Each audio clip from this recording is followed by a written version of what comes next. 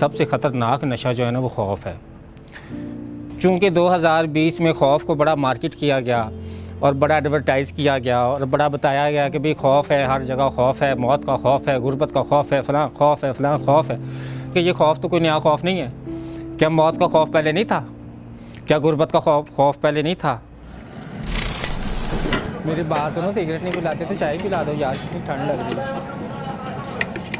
गुम होने का खौफ भी होता है, बाज़ औक़ात लापता होने का खौफ भी होता है। तो हमारे यहाँ हम तो बड़े सारे खौफ पाल रहे हैं ना। मतलब कि पहले कोई हम शानदार ज़िंदगी कब गुजारते थे, हम अपने मिसाल ले लेते।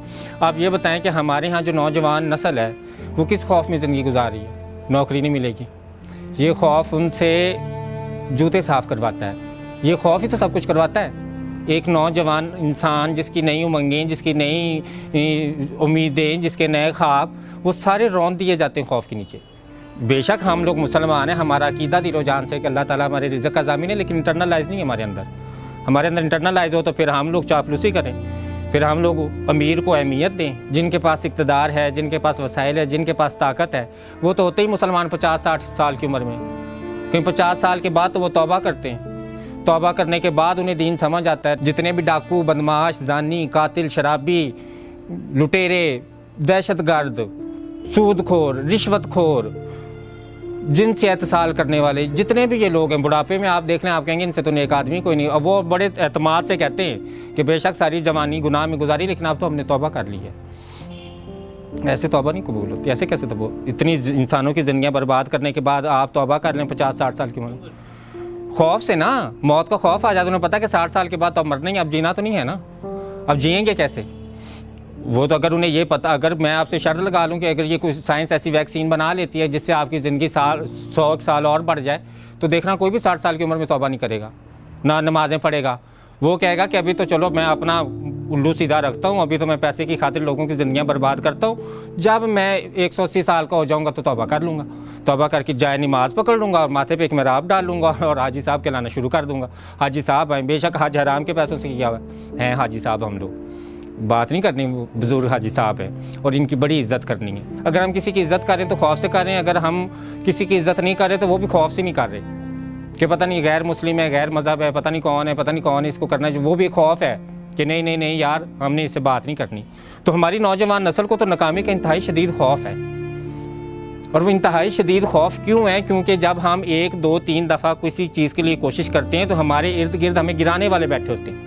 मतलब कि हम लोग एक तरफ कहानियाँ सुना रहे होते हैं कि बादशाह गार में बैठा तो उसने देखा भी चूंटी दीवार पे चढ़ रही है और उसे चढ़ा नहीं गया।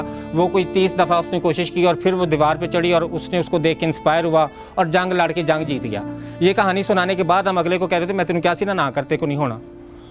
तो हमारे यहाँ तो डिस्करेज किया जाता है, हमें खौफ दिलाया जाता है, इनकरेज नहीं किया जाता। ये खौफ इतना ज़्यादा बढ़ गया कि जब हम बेटी पैदा कर लेते हैं ना, सबसे पहले हम बेटी के ऊपर रोते हैं, अस्तगफिरुल्लाह। मतलब हम कहते रहमत है, समझते उसे अजाब है। बेटी के पैदा होने पे सबसे पहले रोते हैं। तो इंसान क्या, जब हम इर्द गिर्द के मोहल्ले वाले उसको तसल्ली देने जाते हैं कि नहीं नहीं बेटी पैदा होगी तो ना रो, क्या जवाब देता है? बेटी से डर नहीं लगता, बेटी के नसीबों से बड़ा डर लगता है। जो वो जब बड़ी हो जाती है तो उसको सारी ज़िंदगी हम ये सिखाते हैं कि बेटा खामद के घर मर जाना, लेकिन निकल, जनाजा आए, लाश आए, जिंदा ना वापस आना। खबरें नहीं मिलती, सास ने आग लगा दिया, ससुराल वालों ने फांसी दे दी, फलां ने आग लगा के मार दिया, फलां ने बेटी के पैदा होने पर तलाक दे दी। पिछले दिनों वाक़या जो आया कि औरत अस्पताल से बेटा किसी का उठा लाई, अपनी पैदा की बेटी वहीं छोड़ आई। तो उसे खौफ था ना कि खामद तलाक दे देगा। और खामद क्यों खौफ खा रहा है बेटी के पैदा होने से, वो मैंने आपको बता दिया। बड़ा हमारे पास एक अच्छा जुमला है, और वो जुमला क्या, नहीं बेटी के नसीबों से डर लगता है, बेटी से तो डर नहीं लगता। हमारे मुआशरे में एक वबा कोरोना नहीं, कोरोना का तो नंबर मेरा ख्याल बाद में आना चाहिए था। हमारे यहाँ जो वबाएँ हैं वो तो हवस की हैं, हमारे यहाँ वबाएँ तो लालच की हैं, हमारे यहाँ वबा तो जुल्म की है, हमारे यहाँ वबा तो खुद गर्जी की है, हमारे यहाँ वबा तो बेहिसी की है। तो ये वबाएँ भी तो मुतहिद होकर ख़त्म होनी थी ना। अगर हम लोग एक कोरोना को मुतहिद होकर ख़त्म करना चाहते थे तो हमें बाकी वबाओं के खिलाफ भी जो है ना मुतहिद होकर लड़ना चाहिए। कि 2020 के अंदर हमें सबक मिला जो है ना, वो इत्तेहाद और इंसानियत का मिला। इत्तेहाद और इंसानियत का इसलिए मिला क्योंकि सबको जब मौत का खौफ तारी हो गया तो सब लोगों को एक दूसरे का एहसास होना शुरू हो गया। खौफ बेशक पहले से था, लेकिन शायद एडवर्टाइज अब हुआ ना, अब हमें एहसास अब हुआ कि भाई अब एडवर्टाइज हो रहा है तो अब खौफ होना चाहिए। तो इसमें जो हमारे पास इत्तेहाद और इंसानियत का सबक आया वो किसी रंग, मज़हब, नस्ल की बुनियाद पर नहीं आया। सबसे मज़ेदार बात ये थी कि किसी ने भी नहीं कहा कि अगर ये एक नीच ज़ात की इंसान को कोरोना हुआ है तो छोड़ो यार, दफ़ा करो। इसको इतना इलाज ज़रूरी नहीं है। सबके लिए ज़रूरी था और सबके लिए ख़तरनाक वबा थी। और अल्लाह करे अब ये वबा ख़त्म हो जाए, लेकिन इस वबा के ख़त्म होने से हमारे ये जज्बात ख़त्म नहीं होने चाहिए।